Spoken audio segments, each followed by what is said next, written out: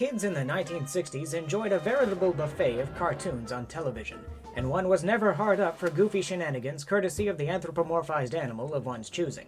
But what was a youth to do when the craving for pulse-pounding action and adventure struck? Hanna-Barbera answered with Jonny Quest, one of the most groundbreaking programs of the age. This show was loaded with everything a young boy could want: danger, excitement, and, of course, the occasional monster.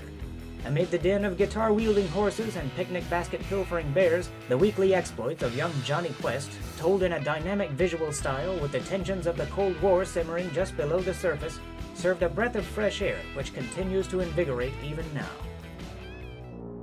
Having discovered this gem myself via reruns in the 1990s, I can attest to the unique exhilaration Jonny Quest can inspire in a boy, particularly one with an affinity for the monstrous. And while there is plenty on offer apart from frightening and outlandish creatures, today I'd like to highlight this wonderful series' best monster-themed episodes. I'm Tyler Martin, and this is Monsters from the Id.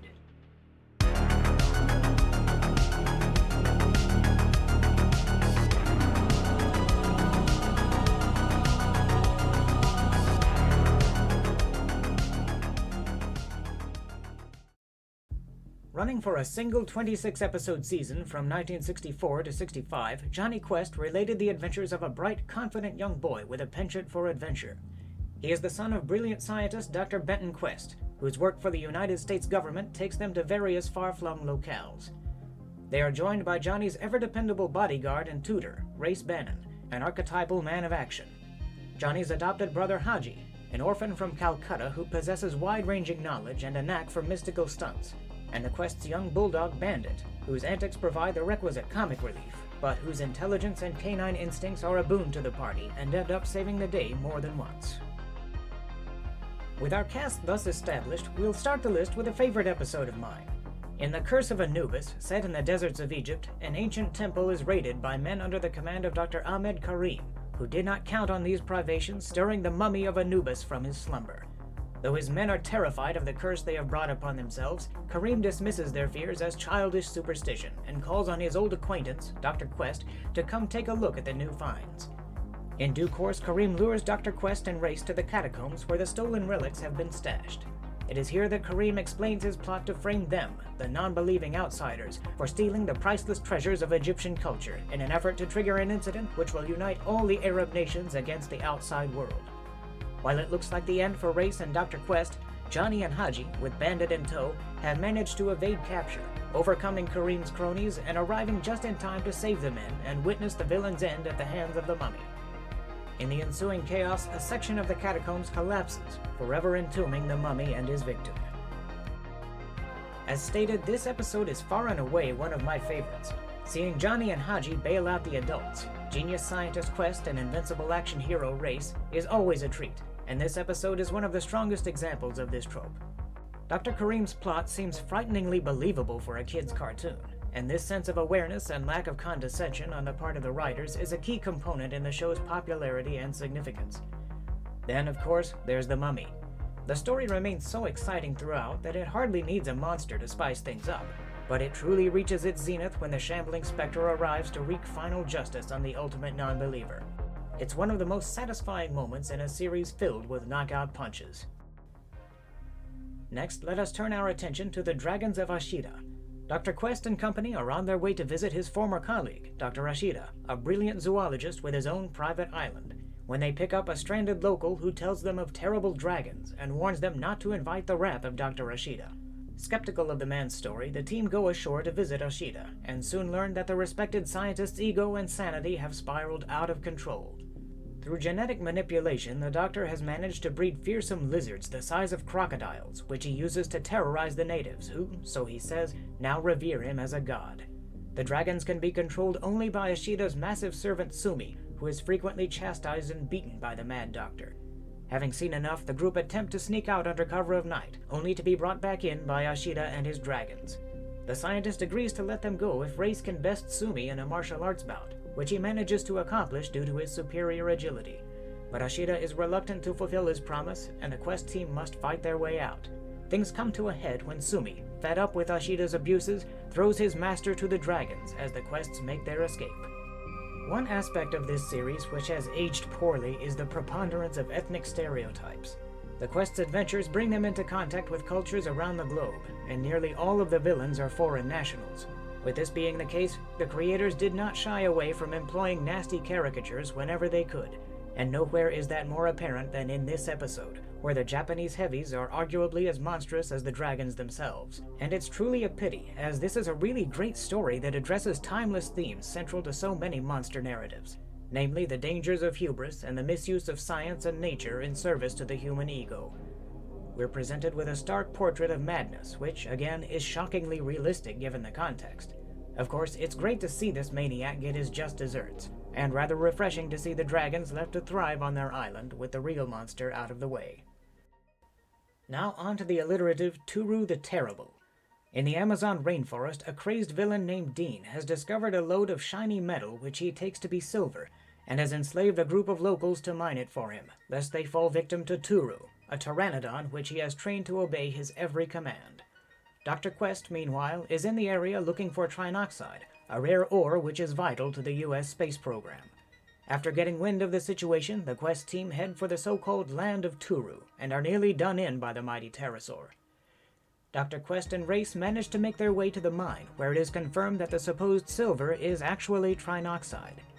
Dean sicks Turu on the intruders, and after some close calls, Race downs the creature with repeated bazooka fire, sending it plummeting into a tar pit. A distraught Dean dies alongside Turu in a vain effort to save his beloved beast. The natives are now free to return home with the trinoxide ripe and ready for exploitation. Despite some interesting themes and the usual vibrant action, this episode falters in some areas. We have no idea just who Dean is or how he came to train what appears to be the last surviving pteranodon to do his bidding. Despite his wickedness, it's obvious that Turu is very dear to the old man's heart, and one wants to feel sympathy when he dies trying to rescue the animal, but we simply don't know enough about their relationship for it to really work. It seems there must have originally been more to this story, but some corners had to be cut for the sake of time, an issue that could probably have been fixed with a quick monologue. Turu himself is an imposing sight, prominently gracing the show's title sequence, albeit in a different color scheme. The plot appears to have been inspired by indigenous accounts from southern Africa of a creature known as Kongamato, which is said to terrorize unfortunate travelers along the local rivers.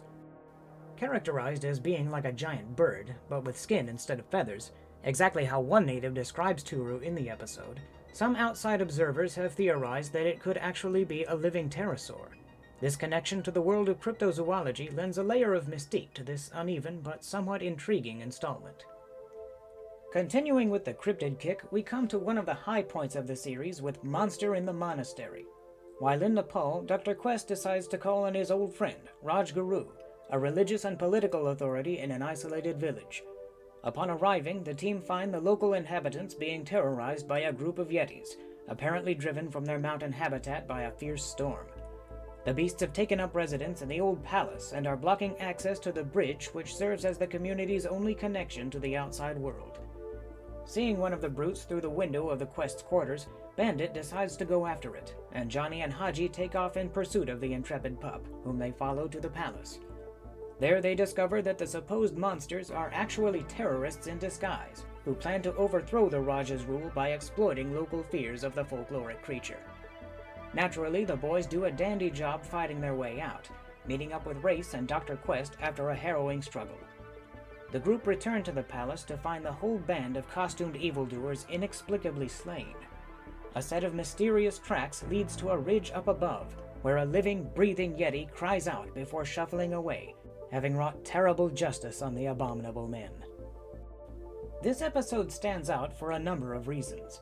Johnny and Haji's fighting retreat is one of the most memorable action sequences in the entire show, and once again puts the boys, avatars of the youngsters watching at home, in the center of the mayhem.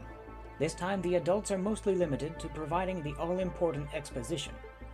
The disappointment stings a bit as the Yetis turn out to merely be bad guys in fur suits, but the satisfaction hits hard when the Scooby-Doo shenanigans are brought to a shocking and decisive end by the genuine article. And even more than was the case with Turu, the writers have clearly done their cryptozoological homework.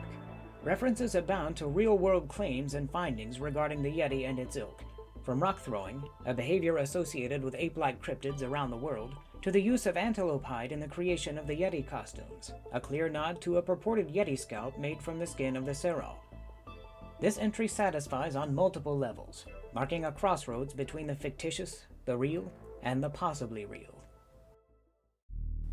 Finally, we come to one of the most popular episodes ever, The Invisible Monster.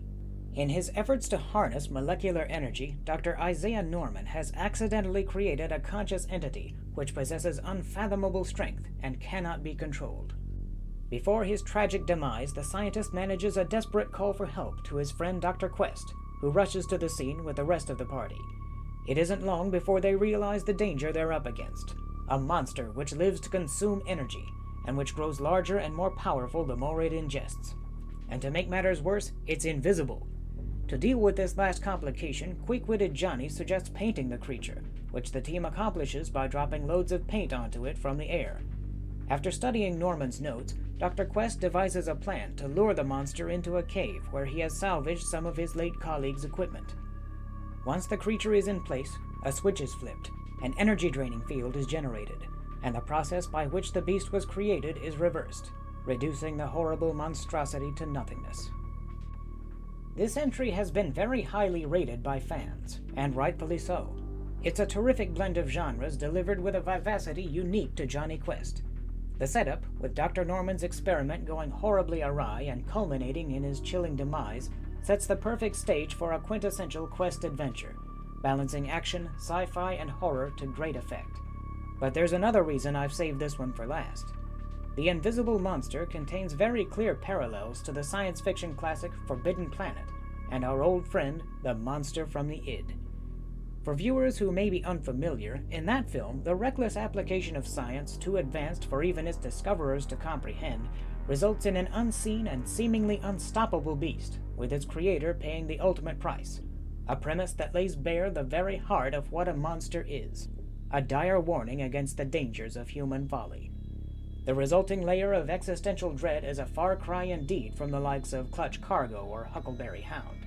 It's a feat that Jonny Quest alone could manage, just another thing setting this remarkable series well apart from its animated peers. While clearly a product of its time, the impressive boldness, creativity, and intelligence of Jonny Quest make it a worthwhile experience for viewers of every generation. I had intended to go into greater depth on the origins and lasting impact of the series, but decided that would warrant another video unto itself. So if that's something you'd like to see, sound off in the comments, and I would be most happy to oblige. If you enjoyed this video, please give it a like and subscribe for more Monsters from the Id. As always, thank you for joining me. I'll see you next time.